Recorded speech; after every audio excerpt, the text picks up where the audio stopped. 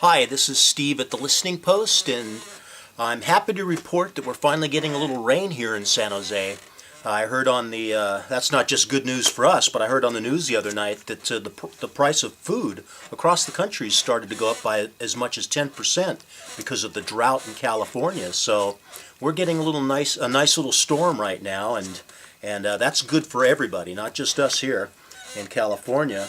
And you can probably thank me for the rain because today I'm doing a story about a band from Seattle, and there's no shortage of water up there. I should probably be wearing a flannel shirt for this essay because the band is Pearl Jam, and they're part of the grunge movement that came out of Seattle in the mid to late 80s. Grunge was a style of rock music that combined metal and punk, and they were kind of known for their flannel shirts, of course, and their long, unkempt hair. I was in Seattle in the mid-'80s for some training up at Microsoft, and there was a bar across the street from the hotel where I was staying, and there was a band that, they had the look down and they had the sound down. Flannel shirts, long hair, and grungy kind of overdrive rock and roll. I'm going to talk today about the new album by Pearl Jam. It's called Lightning Bolt. This is what it looks like. I got it from my local library, and I'll tell you, libraries these days, it's not about just books anymore. You can get CDs, you can get videos. Me and my roommate have been catching up on some of our favorite programs like Deadwood, that great Western, and watched a little bit of True Blood. Now we're watching Mad Men. Game of Thrones, of course, Breaking Bad we just finished. In the Midwest, some libraries are even renting out farm equipment. They'll loan you anything these days to get you coming in.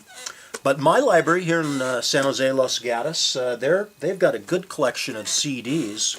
And this is the latest by Pearl Jam, Lightning Bolt. The cover art is by a skateboard artist named Don Pendleton, and I guess he's worked with the band before. And this is Pearl Jam's 10th album overall. It sold 166,000 copies in its first week of release and became Pearl Jam's 5th album to reach #1 on Billboard's Top 200 Albums lists. I like all styles of music, and anybody that's ever seen my CD collection knows that's both a blessing and a curse. For me, the most important component of music is melody and rhythm. And one of the things that I like about Pearl Jam is as hard as they rock, they've still always been able to retain melody in their music. And this album is no exception. It opens up with a couple of hard-rocking songs. Getaway, the first track, very high-energy rocker. The second track, Mind Your Manners, was inspired by the Dead Kennedys, a San Francisco hardcore punk band. Jello Biafra is the leader of the Dead Kennedys, and we all know him here in the Bay Area. He's become a very outspoken politician in addition to making music. Mind Your Manners is the first single off this album. To tell you the truth, I don't even know what that means anymore. Maybe that means you get a video to go along with the song. I'm old enough to remember when a single meant you would go into the record store and it would be on a 45, and all the top singles would be available as single songs on 45s. You didn't have to buy the whole album. These days, I don't know what it means to call something a single, other than the fact that maybe it comes with a video. But the second track, Mind Your Manners, was the first single off this album. The third track, My Father's Son, is another high-energy rocker. And then the fourth track, Sirens, is the first ballad on the album, and that was the second single to be released. That song reminds me a little bit of a band called Collective Soul that some of you might be familiar with. They were a popular group out of Atlanta in the 90s. They had a song called Shine that was real pretty, another song called Gel. Lightning Bolt, the title track, is the 5th song. That's another upscale number that combines elements of grunge and classic rock with contemporary production values. Some of the other highlights of this album, the eighth track, Swallowed Whole, starts off with kind of a Pete Townsend, sort of an acoustic rhythm. And that's a cool song. It's got some interesting chord changes in it. Let the Records Play is kind of a rockabilly cowpunk sort of a song. Reminds me a little bit of the band X and their rockabilly guitarist Billy Zane, or perhaps Brian Setzer on steroids. Then they follow it with a gentle acoustic rocker called Sleeping by Myself that could have been written in the 70s by Carole King or John Sebastian.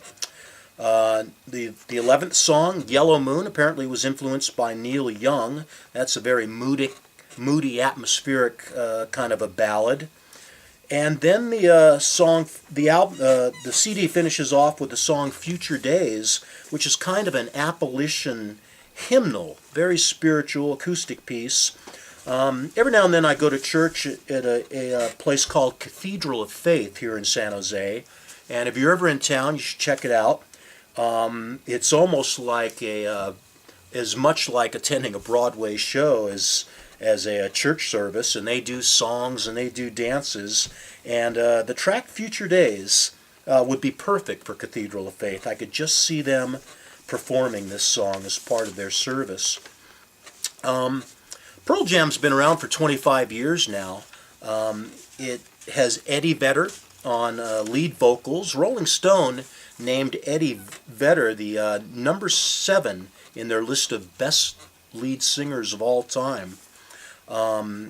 He was born in Chicago, and his parents divorced at a very early age, and when his mother remarried, the family moved to San Diego. He grew up in the town of Encinitas, a little surfing colony just north of San Diego, known for Swamis, real popular surfing spots. Eddie Vedder was in a couple of bands down in San Diego, including one called Bad Radio in 1988. He played basketball with Jack Irons, the original drummer for the Red Hot Chili Peppers. And Jack Irons was the one that handed him a demo tape that some of the future members of Pearl Jam were circulating.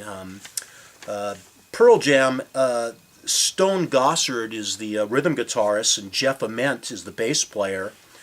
They were together in a band called Green River, named for a Creedence Clearwater Revival song. That was one of the very first grunge bands from Seattle. They released an album in 1984 with a song on it called Come On Down that's widely recognized as being one of the first grunge songs. Stone Gossard and Jeff Ament, when Green River broke up, they joined a group called Mother Love Bone that was led by Andrew Wood. They released an EP in 1989, and then their debut album, Apple, came out in 1990. That's a real good listen. I've got Apple. Andrew Wood overdosed on heroin just before the album was set to be released, another drug casualty, and Mother Love Bone broke up. Chris Cornell of Soundgarden, another Seattle grunge band, formed a tribute group to Andrew Wood called Temple of the Dog, and he brought on board Stone Gossard and Jeff Ament, who had been in Mother Love Bone, and Matt Cameron, the drummer for Soundgarden, and they released the album Temple of the Dog in 1991, and that was when Stone Gossard, Jeff Ament, and Mike McCready, the lead guitarist for Pearl Jam, they began recording some instrumental tracks on a demo that they sent down to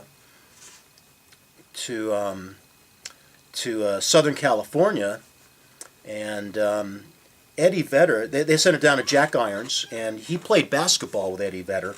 So Jack Irons gave Eddie Vedder the demo tape. Eddie Vedder was about to go surfing, but he listened to the tape and then wrote some lyrics for these tracks, sent it back up, and they liked what they heard and brought him on board. Eddie Vedder participated in the Temple of the Dog album in 1991, and then he, Stone Gossard, Jeff Ament, and Mike McCready formed Pearl Jam. those four have been a consistent throughout the 25-year career of Pearl Jam. Only the drummer occasionally has changed, and right now they've got Matt Cameron on drums. Matt Cameron of Soundgarden and Temple of the Dog. He's been with Pearl Jam since 1998. Pearl Jam's first album, 10, came out in 1991. Pearl Jam wanted to call themselves Mookie Blaylock, after the all-star basketball player for the New Jersey Nets. But when they signed with Epic Records, they changed their name. Mike McCready, the lead guitarist, wanted to call the band Pearl, and after attending a Neil Young concert, where Neil Young would jam for 10-12 minutes on all his songs, they decided that they would name themselves Pearl Jam. So they released 10 in 1991. It was a smash hit and, did a lot to popularize the grunge movement, along with Nirvana's album Nevermind, which came out a month later. 10 was voted number 207 on Rolling Stone's list of 500 greatest all-time albums. The song Jeremy was nominated for a Grammy for Best Rock Song. It did win the MTV Video of the Year award, and was voted number 11 on the VH1 100 Greatest Songs of the 90s. And I would argue Jeremy's not even the best song on the album. Even Flow is a great rocker. Black is a great song. Alive, a great track. My all-time favorite song by Pearl Jam is called Yellow Ledbetter, and that was recorded for 10 but didn't make the final cut. It was released as a B-side with the single Jeremy. Yellow Ledbetter is about a friend of Eddie Vedder's, who was sent off to fight in the first Gulf War. His name was Tim Ledbetter, and the song is about a soldier family receiving a yellow letter, which means he was killed in the war. So they called that song Yellow Ledbetter. It sounds very much like a Hendrix ballad. Jimi Hendrix could blow you away with his psychedelic pyrotechnics, but then he could also break your heart with his tender ballads, Sandcastles in the Sky, The Wind Cries Mary, and his cover of Hey Joe. And Yellow Ledbetter, Tim McCready on lead guitar really channels that Jimi Hendrix tone, and it's just a beautiful song. Some of the other bands that were part of the grunge movement, of course, Nirvana. Their album Nevermind came out just after Pearl Jam released 10 in 1991, and that's got the tracks Smells Like Teen Spirit, Lithium, and Come As You Are. Green River, of course, released Come On Down in 1984. The Melvins, another Seattle band, came out in 1985. Soundgarden with Chris Cornell on vocals. They came out in 1988. They've got a song called Black Hole Sun that's real nice. Alice in Chains with Jerry Cantrell on guitar.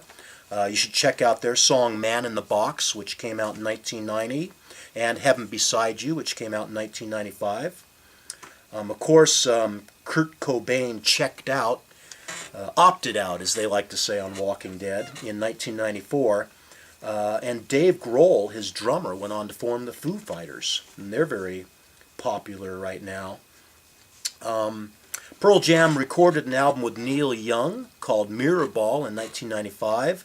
That's got a pretty good song on it called Downtown, and another song called Peace and Love. They also recorded their own EP with Neil Young called Merkinmall in 1995. That's with Eddie Vedder on lead vocal. And a track off that worth checking out is called I Got ID. Pearl Jam has also performed several times at Neil Young's Bridge School benefits. He holds this acoustic concert every year to benefit the Bridge School for disabled children. Pearl Jam began performing at those shows in '92, and they've performed a good half dozen times right up until 2010. Well, that's all I've got. Very pleased with this album. Some of the criticism of it is that it's not breaking any new ground. It May not have any classic hit singles on it like some of the ones that came off their first album, but hey, you know, if the only albums of your record collection were ones that broke new ground, that would be a pretty short list. This is a great listen. It's a great album. It's an album that gets better with each listen, which is, you know, not something you can say about every record. Some of them you play once and go, yeah, okay, that's all right. But this one, I've been playing it steadily the last couple of weeks, and it just gets better and better every time. Once again, this full essay will be up at the Totally Guitars website, and I thank you again for listening. We will talk to you again soon.